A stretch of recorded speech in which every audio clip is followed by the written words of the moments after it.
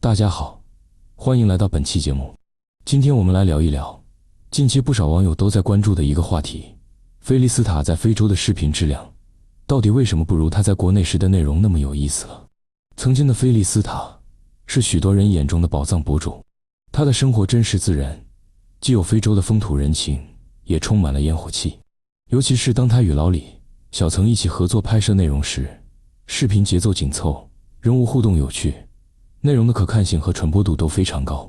那时候的他是视频的绝对主角，镜头里的光环毫不夸张地说，他撑起了一整个频道的灵魂。可如今，菲利斯塔离开国内，前往坦桑尼亚生活之后，很多观众都明显感觉到他的视频变得沉闷、乏味了，不仅更新频率降低了，连内容的质量和深度也大不如前。那么，究竟发生了什么？今天我们就从几个方面来进行详细分析。在菲利斯塔回到非洲之后，观众最直接的感受就是他不再是视频的主角了。以前，无论是老李、小曾去他村子生活，还是他来到中国后适应新环境，所有的视频故事线几乎都围绕着菲利斯塔展开。他是讲述者，也是体验者，更是情绪的主导者。但现在的镜头语言却发生了明显的变化，画面中常常是小刘在主讲，或是小刘一家在主导项目，菲利斯塔则更多作为参与者或陪衬出现。很多人疑惑，这种主角的淡出是出于团队策略的调整，还是菲利斯塔本人的选择？网上有一种说法认为，这其实是小刘背后团队刻意安排的结果，目的是借助菲利斯塔原有的人气和流量，为小刘一家迅速打造个人 IP， 抢占观众注意力。二、超市计划的失败，理想与现实的落差。如果说国内的视频内容精彩，是因为情节丰富，人物冲突有张力，那么非洲的部分视频就显得有些空。尤其是坦桑尼亚超市计划这一系列内容，本应是一个非常吸引眼球的创业线索，在非洲本地开设一个由中非合作运营的小型商超，既有文化碰撞，又有现实挑战，素材非常好。可惜的是，从开始筹备到门店装修，再到运营试水，整个过程缺乏高潮，节奏拖沓，而且最终也没有获得预期的结果。观众看了一连串的装修、铺货、价格讨论，却看不到真正的市场反馈，也没有故事结果的成就感或挫败感。有评论指出，这更像是一场为了拍而拍的商业秀，不是真正为了做生意，而是为了给视频找个题材支撑更新。但由于缺乏对当地市场的了解，加上执行力不足，整个过程既不专业也不真实，最后以失败收场。观众看完更多的是失望和疲惫。三、内容缺乏张力，视频节奏的松散。曾经的老李、小曾与菲利斯塔搭档的视频，有一个非常成功的要素：中非文化碰撞。这一点不仅体现在语言、饮食、生活习惯上，也贯穿在人物的性格差异和沟通方式里。比如小曾第一次洗衣服被非洲村民围观，老李尝试骑摩托被菲利斯塔调侃，这些情节都让人忍俊不禁。但如今菲利斯塔的内容缺少这种文化张力了，他身边的拍摄对象往往是熟悉的非洲亲友，或者是小刘一家。这种内循环的内容不再新鲜，也没有冲突，自然就失去了吸引力。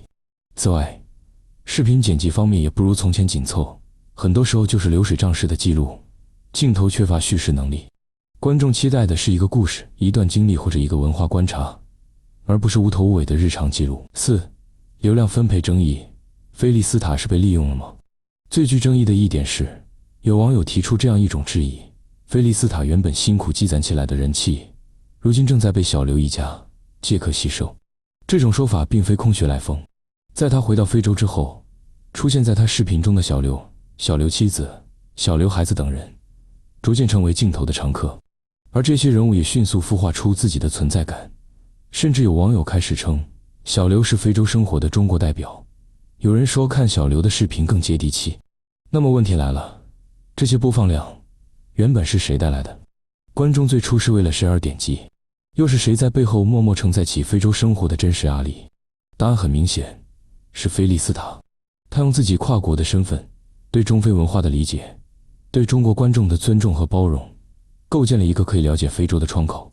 而如今，他却逐渐被边缘化，流量拱手让人，不禁让人心生感慨。当然，也有人持不同意见，他们认为菲利斯塔本身并不在乎这些名利流量，他愿意成全团队，甚至主动把舞台让给了别人。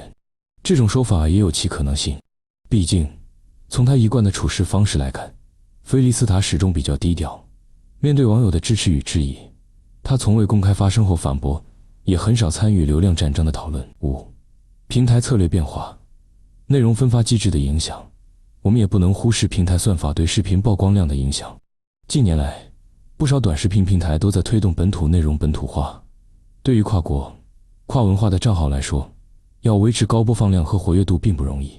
尤其是在菲利斯塔回到非洲之后，视频的拍摄质量和画质都有一定下降，而平台对清晰度、节奏、情绪密度的要求越来越高，这也导致了他的视频在流量池中的分发权重下降。此外，他的粉丝受众仍然主要集中在中国，这也使得他的非洲拍摄加国内观众之间存在天然的时间差、内容理解差，降低了互动频率。6、未来会怎么走？我们还能看到那个菲利斯塔吗？最后一个问题，也是最重要的问题，菲利斯塔未来的方向到底是什么？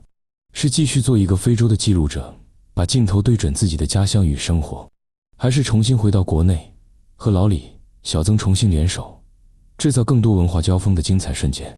亦或是他会逐渐退出幕前，把流量和资源交给新的主角，自己安心生活？没人知道答案，但我们能确定的一点是，菲利斯塔值得被尊重。不论他的视频是否精彩，他的节奏是否紧凑，他的选择是否商业，他的努力和付出是实实在在的。正是因为有他，才有了许多观众第一次正视并了解非洲生活的窗口，才有了中非文化交融的可能。或许我们也该尊重他的选择，尊重他的平淡，尊重他的远离戏剧性。菲利斯塔在非洲的视频质量确实不如他在国内时那么有趣了，这是客观事实，但这并不意味着他失败了。我们每个人的人生都有高潮和低谷，也有张扬和沉寂。他正在走的这条路，也许不是为取悦观众而生，而是为了完成他自己的生活转型。你怎么看？欢迎在评论区留言，我们一起继续关注菲利斯塔的故事。如果你觉得这期节目有价值，请点个赞，分享给朋友。我们下期再见。